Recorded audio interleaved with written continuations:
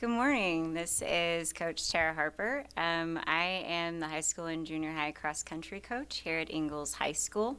I'm so excited to get to talk to you guys today about our high school runners. This year we have a full girls team and a half boys team, and I'm so excited about our potential because I have four returning runners from our girls team from last year where we narrowly missed qualifying for state, and they've been working hard all summer. And then on my men's team, I have two young men that are both freshmen and showing incredible potential. Um, Abby Rundle with Ingalls Bulldogs Media. How do you help prepare a runner who has never ran a race before? How do you help them prepare for their first one? That's a good question. So, cross country looks a lot different than a lot of the other sports. Before I coached, just as a parent of cross country runners, I did not have a good picture in my head as what a meet looked like. I knew it was at a golf course, but that was about it. And in my head, I imagined it like a track meet, but instead of running on a track, it was just running circles on a golf course. So our meets take place on golf courses, and they have designated routes mapped out. So my runners go uphill, downhill, around corners, and by the time they cross the finish line, they've run, we call it a 5K, or it's about 3.1 miles. So my runners have to practice what the start looks like. It varies from meet to meet, but we always start with the starter's gun.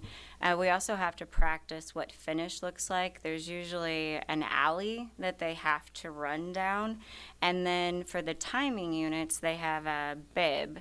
And so I was telling them they have to finish like a champion, so they have to throw their arms back so that the bib number is visible to the camera so we can record their times. And those things, if you don't know what that is, can be kind of disconcerting before a meet. So we talk about them and we practice them and practice, and then on meet day, they actually walk the course before they run it, so they can kind of think in their head how they're going to move going up hills, downhill, and around the corner.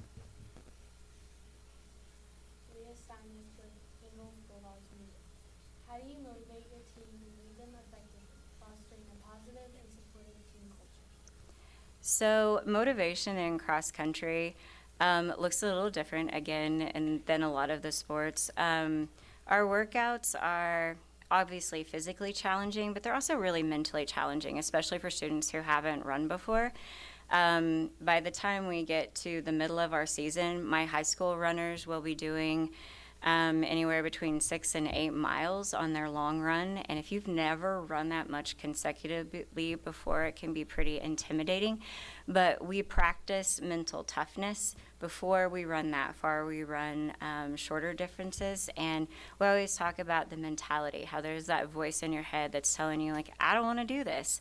And then you have to be bigger than that voice. And so you have to win the war in your mind, and your body won't go where your mind won't. So the most important factor for runners isn't long legs or expensive shoes. It's what's between your ears. It's this mindset. Jill Schmeckley, Eagles Bulldogs Media. What is your favorite training mechanism for your runners and why? So you would think in cross country it's running, so you just go and run. But in order to be effective, especially at long distances, to be able to run fast for a long time, we have to incorporate opportunities to run faster than they would in a race. They have to have opportunities to run longer than they would in a race. And so there's a lot of different types of workouts. So we do tempo runs, which are basically just kind of an easy run at the race distance. We do our long runs, which are low and slow. And then we do pacers, or we do some different like speed work where we practice varying our pace. And the long runs are probably my favorite. I think that's where the most team bonding happens. It's low and slow. We go really far. When we finally are able to run from here to Cimarron, we celebrate with a Sonic trip. And I see a lot of bonding that happens in those long runs, and so that's probably my favorite. Peyton Smith, Ingalls Bulldogs Media. How are you persevering through having to have your junior high run with your high school run? So that is a really different experience. It is challenging because the difference between my newest, slowest runner and my fastest high school runner is pretty significant. So when we're out there all doing similar workouts, start times and finish times look really different. But one of the gifts that comes with we literally have an army of little junior high men running with us, is everybody has somebody to look up to. And my high school runners all have little people that they get to mentor as we go. And for those young men, there's nothing more encouraging than a high school kid, going past you and being like, "You're doing awesome, keep running, like, I see you," or like, "Hey, I know this is hard, you come run with me, we're gonna do it together." And so I just see a really powerful opportunity for mentorship with those older kids. What is your coaching style like?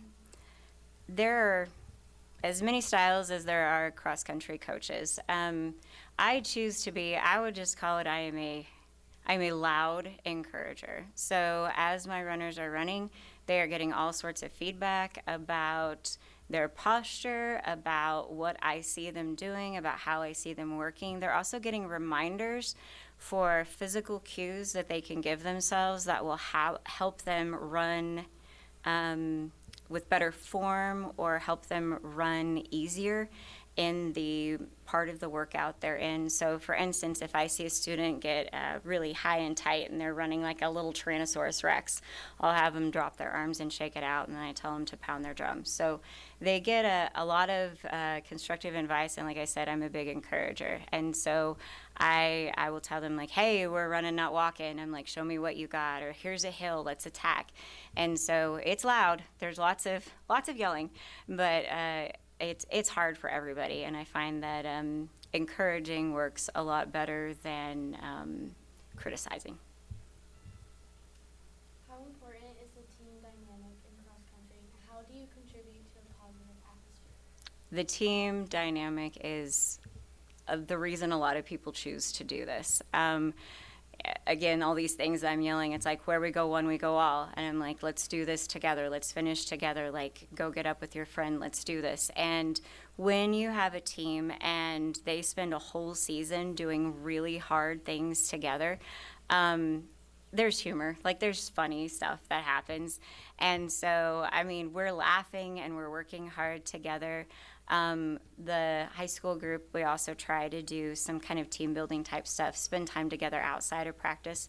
But you really get to be good friends with whoever your running partner is. And, they have an earbud in, they're listening to the same songs. Sometimes they're running, sometimes they're trying to dance and run at the same time. So all of it works together to just make, we start the team as just a whole bunch of runners, but we end the season as like a little runner family, and I love that progression.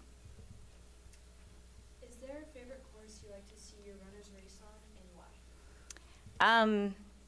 I know it's probably maybe not my runner's favorite course, but one of my favorites, we drive way out to the end of the earth to Johnson, and we do the Stanton County meet, and their golf course there is very well maintained.